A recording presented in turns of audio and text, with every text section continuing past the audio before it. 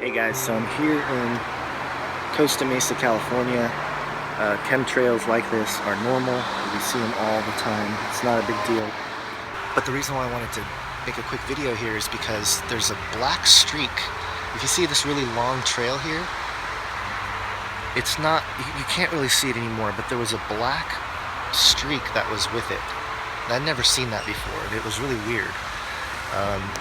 You know, it just maybe looked like exhaust or something perhaps, but it was pretty thick and it was definitely there. You know, I had to kind of rub my eyes to make sure I was seeing it. It's kind of dissipated now. You can't really see it anymore. I don't know if the video camera can even pick it up, but definitely saw it, and definitely seen more of these X's. And you know, this whole area in Costa Mesa has always been covered with chemtrails, or at least contrails that are marking a spot for some reason. You know, the sky has always been kind of messed with around here. It's just normal to see weird things going on, you know, and I'm sure that's true for everywhere, all over the world. I'm just reporting from where I'm at here in Southern California, and you know, 2017, a week has gone by, and here we are. I've seen some weird things already. So that black streak, that's the reason why I pulled out the camera, to see if it'll pick it up. I don't think it did necessarily, but I've seen some darker gray colored chemtrails before. Usually the ones here are white. I think they're using either some very fine high level particulates, because notice, like, look at this cloud here. See how it kind of, this is a chemtrail that's, we're by the ocean, so they can't do crazy covered chemtrails because of the wind, but they do them, and then they blow into the inland. The ocean breeze kind of takes all the chemtrails and spreads it across the west coast. So you know, in some ways being at the coast might be a good thing, because the wind kind of carries it over our heads. But yeah, we see a lot of clouds like this all the time, where you see the trails and then you see it just stick around and, you know, sort of spread out through the sky, and the trails remain, and they're definitely particulates. It's not just a cloud, you know, they're not just contrails. There's something else going on. They've admitted, and there's lots of videos out there, you can look it up, they've admitted that they're putting different things like aluminum and other particulates up there to test the wind currents, right? That's their excuse. The NASA, I believe there's a video, and I might be able to splice it in here, of a NASA phone call that was recorded, a scientist at NASA saying that, yeah, they spray stuff in the air to test the wind patterns. Yeah, I'm involved in the project, but... You are a scientist, so then, and you know that this is experimental, you've never done it before? No, it's been done in the 1970s, it's been done recently in the 1990s and 2000s. Oh, that's not what it said on this article here. It hasn't been done since 1970, the lithium release in the daytime. Why would it be done now then, sir? That's scary. Detailed information, if you could please send your comments by email. Okay, will you respond to my email if I send them? Happy to answer them, yes. You will. Okay, what was your email, sir?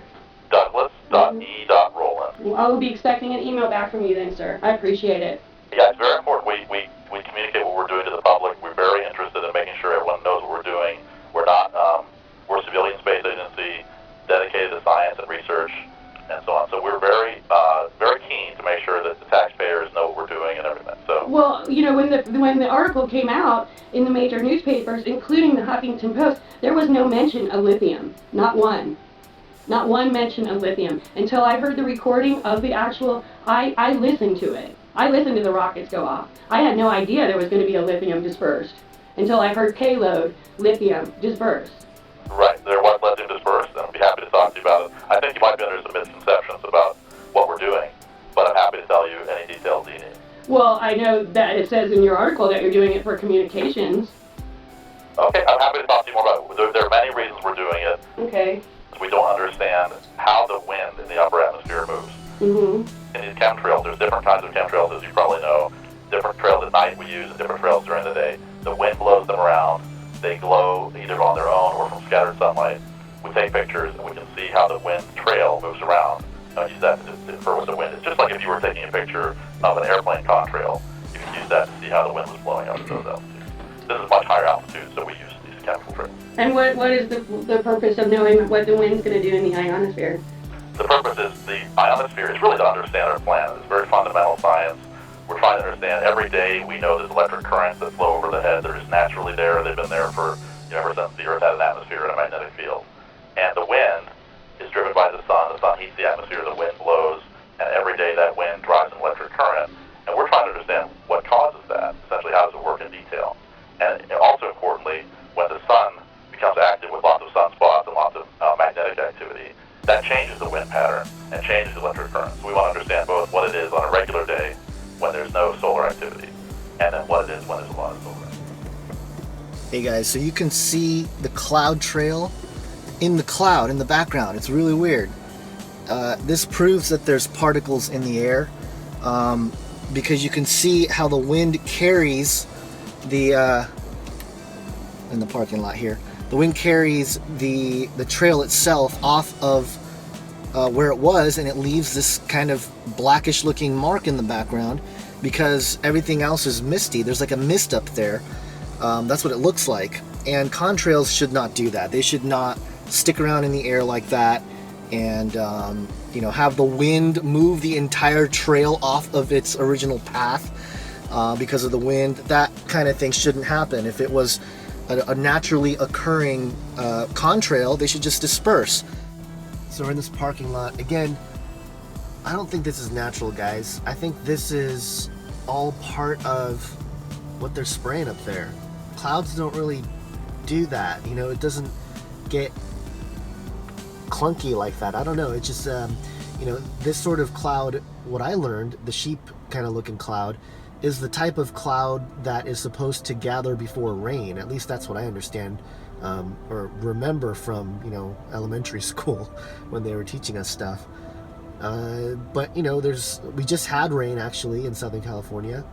And it's almost like all that rain cleared away all the stuff, all the chemicals in the air, so they have to respray it. And it's just been hovering over. And again, the wind takes it. The wind kind of disperses this and makes it spread across over Southern California. But I think if you're in Southern California, look up.